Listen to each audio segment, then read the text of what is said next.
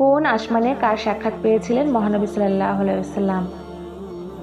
আসসালামু আলাইকুম প্রিয় মুসলিম ভাই ও বোনেরা, ইতিহাসে মহাবিস্ময়কর বাস্তবতার নাম মেরাজের রাসূল সাল্লাল্লাহু আলাইহি ওয়াসাল্লাম। মহানবী সাল্লাল্লাহু আলাইহি ওয়াসাল্লামের নবুয়তি জীবনের অন্যতম মজেজা এই মেরাজ। নিশ্চয়ই তিনি তার পালনকর্তার মহান নিদর্শনাবলী অবলোকন করেছেন। সূরা নাজম 18। প্রথম আসমান।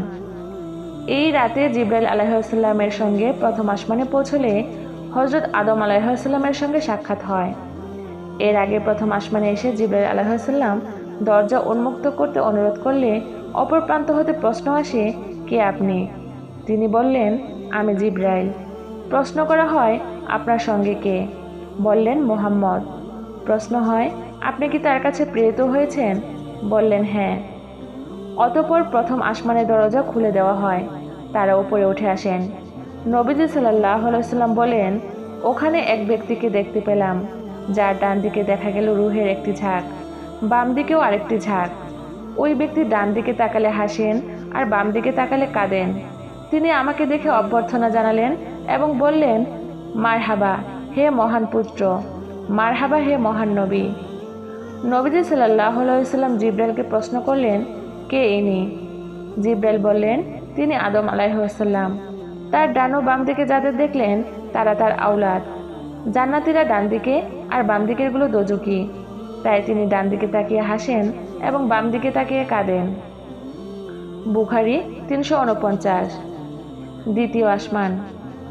জিবরাইল আলাইহিস সালাম নবীজিকে নিয়ে দ্বিতীয় আসমানে পৌঁছলে সেখানেও জিজ্ঞাসা করা হয়, কে? তিনি জবাব দিলেন, জিবরাইল। প্রশ্ন করা হলো, আপনার সঙ্গে কে? তিনি উত্তর দিলেন, মুহাম্মদ। আবার প্রশ্ন হলো, তিনি কি আহত হয়েছেন? তিনি বললেন, হ্যাঁ, তাকে আনার জন্য আমি প্রেরিত হয়েছি। দরজা খুলে দেওয়া হলে সেখানে দু খালাতো ভাই অর্থাৎ হযরত ঈসা আলাইহিস সালাম ও ইয়াহিয়া আলাইহিস সালামের সঙ্গে সাক্ষাৎ হয়। জিবরাইল আলাইহিস সালাম বললেন, তাদেরকে সালাম করুন। মহানবী সাল্লাল্লাহু আলাইহি ওয়াসাল্লাম দুজনকে সালাম দিলে তারাও সালামের জবাব দিলেন এবং নবীজি সাল্লাল্লাহু আলাইহি ওয়াসাল্লামকে মারহাবা বলে দোয়া করলেন। তৃতীয় আসমান। এরপর জিবরাইল তাকে তৃতীয় আকাশে নিয়ে গিয়ে আগের মতো প্রশ্নোত্তর পর্ব শেষে দরজা খুলে দেওয়া হলে সেখানে হযরত ইউসুফ আলাইহিস সালামের সঙ্গে সাক্ষাৎ হয়। জিবরাইল আলাইহিস সালাম বললেন, ইনি হযরত ইউসুফ, আপনি তাকে সালাম করুন। নবীজি বলেন, আমি তাকে সালাম করলাম। তিনি সালামের উত্তর দিলেন এবং উত্তম ভাই ও মহানবী বলে মারহাবা দিলেন। রাসূলুল্লাহ সাল্লাল্লাহু আলাইহি ওয়াসাল্লাম বলেন, আল্লাহ তাআলা তাকে গোটা রূপ সৌন্দর্য অর্ধেকটাই দান করেছিলেন। চতুর্থ আসমান।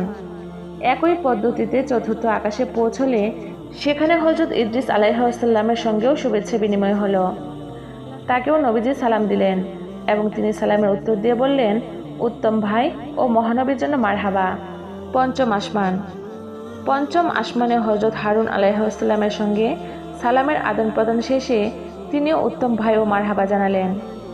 ষষ্ঠ আসমান। ষষ্ঠ আসমানে দেখা হয় হযরত মুসা আলাইহিস সালামের সঙ্গে। জিবরাইল আলাইহিস সালাম পরিচয় করে দিলেন, ইনি মুসা, তাকে সালাম করুন। নবীজি সালাম করলেন এবং মুসা আলাইহিস সালাম সালামের উত্তর দিয়ে উত্তম ভাই ও মারহাবা বলে সম্বোধন জানালেন। নবীজি সাল্লাল্লাহু আলাইহি সাল্লাম বলেন, আমরা যখন সেখান থেকে সামনে অগ্রসর হচ্ছিলাম তখন হযরত মুসা আলাইহিস সালাম ক্রন্দন করতে লাগলেন। কান্নার কারণ জিজ্ঞাসা করা হলে তিনি বললেন, এই যুবক আমার পরে প্রেরিত হয়েছে, তদুপরি তার উম্মত আমার উম্মতের চেয়েও অনেক বেশি জান্নাতে যাবে। এ কথা ভেবেই আমি কাঁদছি। সপ্তম আসমান। এরপর সেখান থেকে নবীজিকে সপ্তম আকাশে নিয়ে যাওয়া হলো। সেখানে তিনি হযরত ইব্রাহিম আলাইহিস সালামকে দেখলেন। তখন তিনি বাইতুল মামুরের ঠেস দিয়ে উপবিষ্ট অবস্থায়। বাইতুল মামুর সেই স্থান যেখানে প্রত্যহ এমন ৭০,০০০ ফেরেশতা ইবাদত করেন যাদের পালা আর কখনো আসে না। হযরত ইব্রাহিম আলাইহিস সালাম নবীজিকে দেখে অভ্যর্থনা জানালেন।